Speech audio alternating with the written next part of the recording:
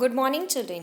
Children, till last discussion, we are having effect of temperature, then increasing temperature, decreasing temperature, process of melting, boiling, latent heat of fusion, latent heat of vaporization, and at last we discuss about process of sublimations.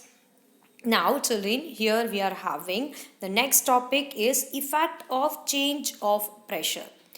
We have already learned that the difference in various state of matter is due to difference in distance between the constituent particle, the molecular arrangement of three states of matter. What will happen when we start to putting pressure or compress the gas? Now, will the particles move closer? Do you think that increasing or decreasing the pressure can change the state of matter?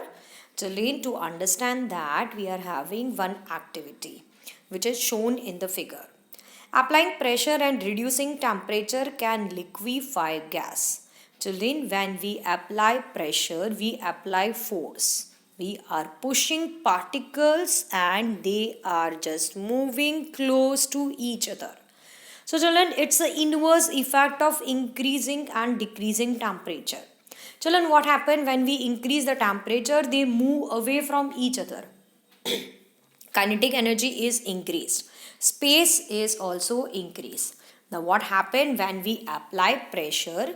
Children, the particles come closer to each other. Okay. The space between the particle is decreased. The force of attraction is increased. And the inverse reaction or the inverse process is there. Gas is converted into liquid and liquid is converted into solid. So children, by applying pressure, by increasing pressure and decreasing temperature, we can liquefy gas. Children, here figure 1.8, you can see that we are having gaseous particle. As we apply the pressure, they slowly converted into liquid, which we fill inside the cylinder in a liquid form to occupy less space. Have you heard about solid carbon dioxide? It is stored under high pressure. Solid carbon dioxide gets converted directly into gas on decreasing pressure up to 1 atmosphere without coming to liquid state. This is reason the solid carbon dioxide is also known as dry ice. So children, by applying pressure, we can convert it gas directly into solid also. Children, here we are having a figure 1.9 which shows the different processes by which we can go with interconversion of states of matter. Solid to liquid, fusion or melting, liquid to gas, boiling or vaporization, gas to solid, deposition. Now the reverse process is there.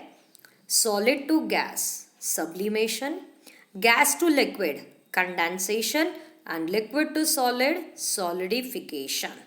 So children, here we are having some question answers based on the topic whatever we discuss. Children, this is your today's homework. You have to write down all these 4 question answers. Convert the following temperature into Celsius. What is the physical state of water? For any substance, why does the temperature remain constant during change of state? And what are the methods by which we can liquefy atmospheric gas? Children, in the next lecture, we will discuss about the most important process or the most important content of this chapter is evaporation, factor affecting evaporation, and difference between evaporation and boiling.